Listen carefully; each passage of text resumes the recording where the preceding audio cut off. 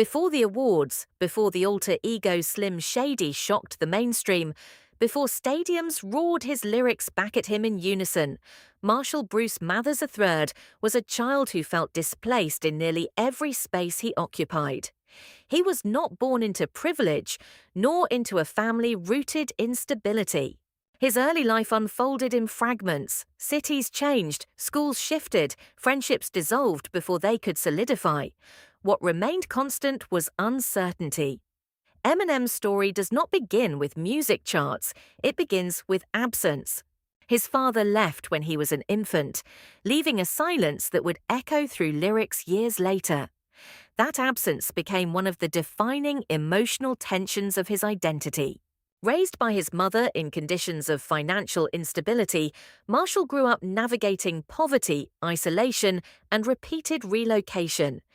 Each move meant entering a new social order as an outsider. School was not sanctuary, it was battleground. He was bullied relentlessly, sometimes violently. Being small, white, and economically disadvantaged in certain Detroit neighborhoods made him a target. Physical intimidation became routine. Words, however, became his defense. Language offered leverage where strength did not. Hip-hop entered his life not as trend, but as lifeline. It provided rhythm to chaos. The structure of rhyme offered something the outside world did not: control. He studied rap obsessively, memorizing flows and dissecting syllables as if they were equations. Every internal rhyme became practice in precision. Every battle became rehearsal for survival. But the industry he would eventually dominate was not inviting. Hip-hop was culturally grounded and fiercely protective. A white rapper entering that space would face skepticism instantly. Marshall knew this. He did not attempt to soften his identity, he sharpened his craft instead. If he could not blend in, he would stand out. Slim Shady was born from that tension. The persona exaggerated aggression, amplified satire, and weaponized humor. It allowed Marshall to express rage without apology. Critics saw provocation, fans saw authenticity. Beneath the outrageous lyrics was lived frustration. Eminem's rise would later be described as meteoric. But meteors burn violently because of the friction they endure. Before the fame, before Dr. Dre, before platinum records, there was a boy refusing to disappear quietly. Marshall Mathers did not grow up believing he would become a global icon. He grew up believing that if he did not speak loudly enough, he would not be heard at all. Marshall Bruce Mathers III was born on October 17, 1972, in St. Joseph, Missouri, but Missouri would never truly feel like home. His father, Marshall Mathers Jr., abandoned the family before Marshall could form memories of him. Letters sent later in childhood were reportedly returned unopened. The absence hardened into resentment, and resentment would later become rhyme. Raised by his mother, Deborah Mathers, Marshall experienced a childhood defined by instability. They moved frequently between Missouri and Michigan, often chasing work or cheaper housing. Trailer parks and low-income neighborhoods became familiar landscapes. For a child, repeated relocation fractures identity. Every new school meant reintroduction. Every classroom meant starting at the bottom of an unfamiliar hierarchy. In Detroit, particularly in predominantly black neighborhoods, Marshall stood out instantly. He was poor, white, and socially awkward. Bullying escalated beyond teasing into physical violence. One incident reportedly left him hospitalized with a severe head injury. The humiliation of being targeted repeatedly carved deep psychological marks. It was not only pain that lingered, it was anger. Academically, Marshall struggled. Dyslexia complicated reading comprehension. Teachers often misinterpreted his disengagement as laziness. He failed 9th grade 3 times before dropping out at 17. Traditional education offered no refuge, no clear path forward. But outside the classroom, a different curriculum was unfolding. Detroit's hip-hop scene in the late 1980s was raw and competitive. Open mic nights and rap battles functioned like proving grounds. Marshall immersed himself in that environment. He studied artists obsessively, memorizing verses and analyzing flow patterns. He practiced relentlessly, sometimes scribbling rhymes late into the night while the rest of the world slept. Being white in a predominantly black rap culture meant immediate skepticism. Authenticity was currency. Any hint of imitation would be exposed publicly. Marshall understood that acceptance would require skill so sharp it could not be dismissed. Rap battles became his training ground. Every loss stung, but every defeat sharpened his delivery. He joined early groups like Soul Intent, performing at small venues and releasing underground material. In 1996, he released his debut album Infinite. The project reflected his technical competence but lacked distinct identity. Critics labeled it derivative. The rejection was devastating. He felt invisible again. Financial pressure compounded the frustration. He worked low-wage jobs, washing dishes, cooking fast food, while raising his daughter, Haley. Responsibility intensified his urgency. Rap was no longer a dream, it was a necessity. Out of that desperation emerged Slim Shady, a darker, more exaggerated version of himself. Slim Shady was reckless, violent, absurd. It was satire sharpened into weaponry. Where Marshall hesitated, Slim Shady attacked. That alter ego would soon carry him beyond Detroit. By the mid-1990s, Marshall Mathers was exhausted but not defeated. Infinite had failed to break through. Financial strain tightened around him. Detroit's underground scene respected his battle skills, but respect did not pay rent. He needed something different, something sharper. That something became the Slim Shady EP in 1997. Slim Shady was not subtle. The character was exaggerated, chaotic, darkly comedic, and deliberately offensive. It was Marshall's frustration amplified into performance art. Instead of softening himself to fit industry expectations, he leaned further into discomfort. The EP circulated in underground circles and eventually reached a turning point. It found its way to Dr. Dre. Dre, already a legendary producer, reportedly heard the tape and immediately recognized technical brilliance. It wasn't just shock value, it was cadence, internal rhyme complexity, breath control, and narrative structure. Eminem wasn't rapping loosely, he was engineering verses. Signing Eminem to Aftermath Entertainment was risky. Some industry figures questioned whether a white rapper could earn legitimacy without being dismissed as gimmick. Dre dismissed the doubts. Talent outweighed optics. In 1999, the Slim Shady LP was released. The album detonated. My Name Is introduced Slim Shady to mainstream audiences with manic humor and razor-sharp delivery. The music videos amplified absurdity. MTV rotations skyrocketed. Eminem was suddenly everywhere: radio, television, magazine covers.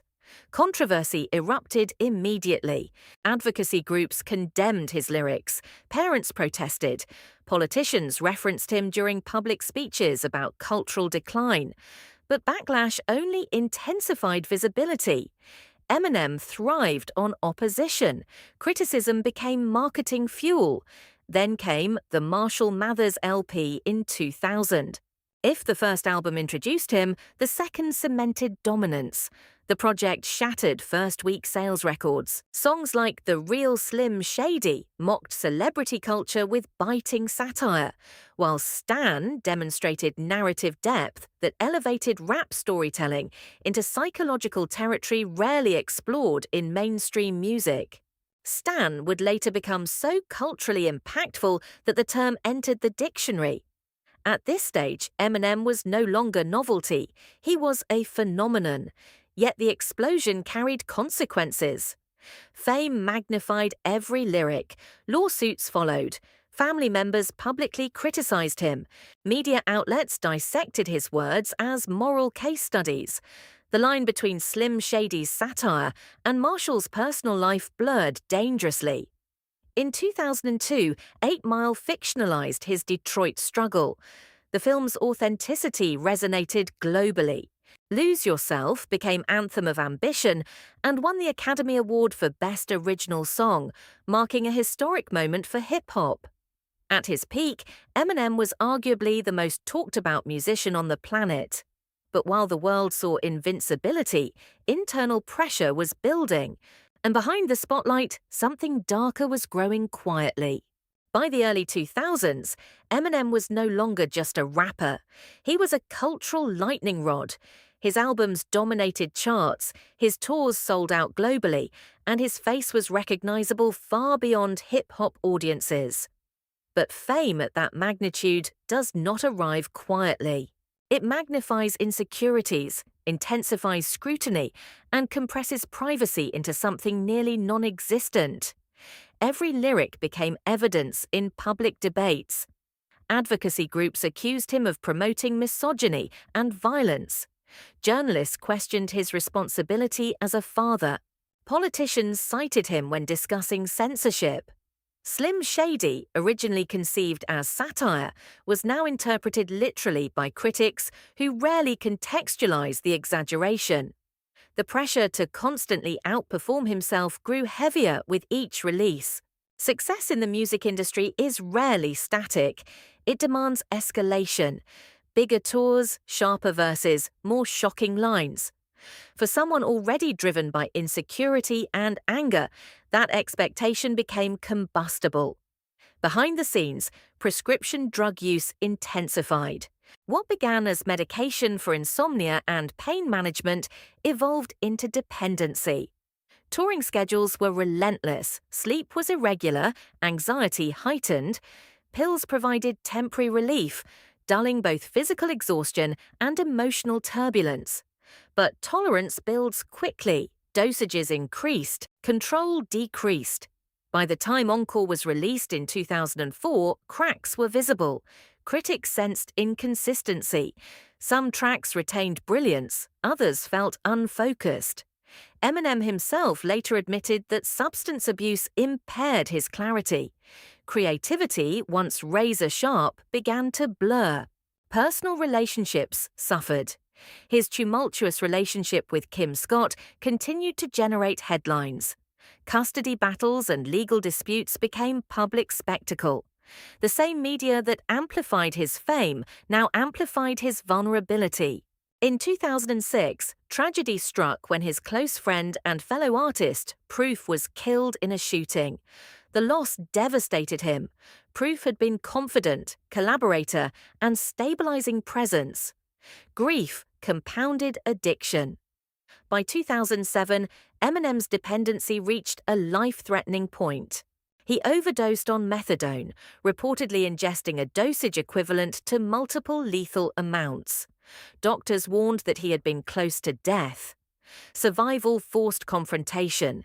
Detox was brutal. The body recalibrates slowly after prolonged substance abuse. Weight gain followed. Emotional volatility intensified.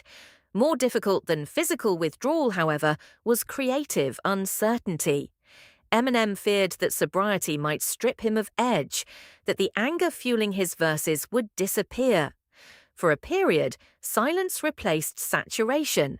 Public appearances dwindled. Rumors circulated that his career had effectively ended. Younger artists rose. The industry moved forward. But beneath the silence, something different was forming. Addiction had nearly erased him. Now discipline would have to rebuild him. Recovery did not arrive with applause. It arrived with routine. After the overdose in 2007, Eminem understood that survival alone was not transformation. Detox cleared his system, but rebuilding identity required discipline.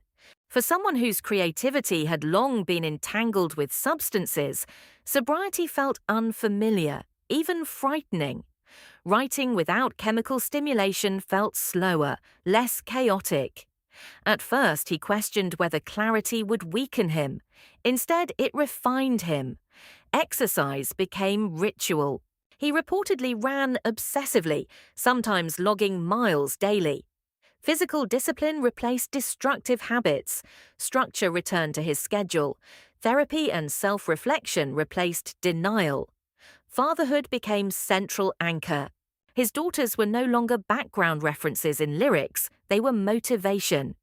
In 2009, he re-emerged with Relapse. The album reflected lingering darkness, shaped by horrorcore influences and technical experimentation. Critics were divided. Some praised the rhyme schemes and production, others questioned thematic choices. But one fact was undeniable. Eminem was still capable of constructing complex, rhythmically dense verses. The voice had not disappeared. Then came Recovery in 2010. If Relapse was transition, Recovery was declaration. Songs like Not Afraid addressed addiction openly and directly. The bravado of Slim Shady softened into self-examination. He no longer rapped solely from rage, he rapped from accountability. Love the Way You Lie, featuring Rihanna, became global hit, exploring toxic relationships with uncomfortable honesty. Commercial dominance returned, stadium tours resumed. Critics acknowledged renewed focus. The comeback did not rely on shock tactics, it relied on clarity. Eminem had evolved. Subsequent albums, including the Marshall Mathers LP2 in 2013, balanced nostalgia with innovation. He revisited earlier themes while demonstrating that technical skill had sharpened, not dulled. His internal rhyme density grew more intricate, breath control remained formidable. But hip-hop was changing. The 2010s ushered in melodic flows, trap production, and streaming culture. Younger artists emerged with different aesthetics. Eminem did not fully abandon his aggressive style, but he adapted selectively. Albums like Revival, Kamikaze, and Music to be Murdered by reflected ongoing experimentation and willingness to respond to criticism. Not every project received universal praise. Some critics argued that his intensity sometimes overshadowed cohesion, yet few questioned his work ethic. He continued writing, recording, refining. Most importantly, sobriety endured. In interviews, he spoke more cautiously. The combative energy of early press appearances gave way to measured reflection. He acknowledged mistakes without glamorizing them. Anger remained in his music, but it felt directed and deliberate rather than reckless. The reinvention was not cosmetic, it was internal. And for an artist once nearly consumed by his own chaos, internal change was the most radical evolution of all. By the time Eminem entered his fourth decade in music, the conversation around him had shifted. He was no longer simply the controversial disruptor of the late 1990s, nor only the technical virtuoso who shattered sales records in the early 2000s. He had become something rarer in hip-hop, a veteran who survived excess, endured criticism, adapted to generational shifts, and remained culturally relevant without erasing his identity. Commercially, his achievements are staggering. Multi-platinum albums, diamond certifications, Grammy Awards, an Academy Award. Tens of millions of records sold worldwide. Few artists in any genre have sustained that level of success across decades. But numbers alone do not explain his endurance. Eminem altered the perception of lyrical complexity in mainstream rap. His internal rhyme schemes, multisyllabic patterns, and rhythmic manipulations pushed technical boundaries. He treated language like architecture, stacking syllables with precision. For aspiring rappers around the world, he became benchmark. Even artists who disagreed with his themes often studied his mechanics. Culturally, his impact was equally layered. As a white artist in a predominantly black art form, Eminem's presence required delicate navigation.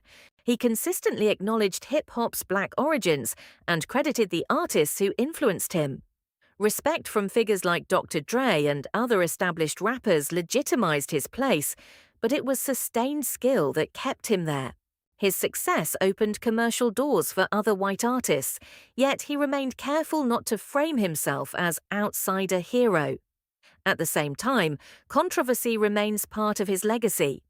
Early lyrics continue to be debated for their depiction of women, violence, and marginalized groups. Critics argue that some content aged poorly. Supporters counter that Slim Shady functioned as exaggerated satire rather than literal endorsement. The tension between artistic freedom and social responsibility has followed him throughout his career. What distinguishes Eminem's later years is accountability. In interviews, he has reflected on past missteps without dismissing criticism outright. He has expressed regret for certain lines, particularly those referencing real individuals. Maturity did not erase his edge, but it tempered it. Beyond music, his role as father became increasingly central. His daughter Hailey, once referenced as child in lyrics, grew into adult presence in his life. Fatherhood anchored him during recovery. Where early Eminem rapped from chaos, later Eminem rapped from perspective. He also endured generational transitions in hip-hop. The rise of streaming, social media, and shorter attention cycles reshaped the industry. Younger audiences gravitated toward melodic flows and minimalist production. Eminem responded in his own way, sometimes critically, sometimes competitively. Projects like Kamikaze addressed new school rappers directly, revealing that competitive fire remained intact. Yet beneath rivalry and response lies continuity. Eminem remains driven by craft. Studio sessions reportedly still involve obsessive revision. Lines are rewritten repeatedly. Breath patterns are rehearsed meticulously. Fame did not soften his discipline. Today, Eminem occupies paradoxical position. He is both establishment and insurgent, both critic and icon, both cautionary tale and inspiration. From trailer parks in Michigan to global stages, from near-fatal overdose to sustained sobriety, his journey reflects extremes rarely contained within single career. He fell hard, he rose harder. Marshall Mathers did not escape his past, he transformed it. And through every phase, rage, collapse, silence, reinvention, one constant endured, he never stopped writing.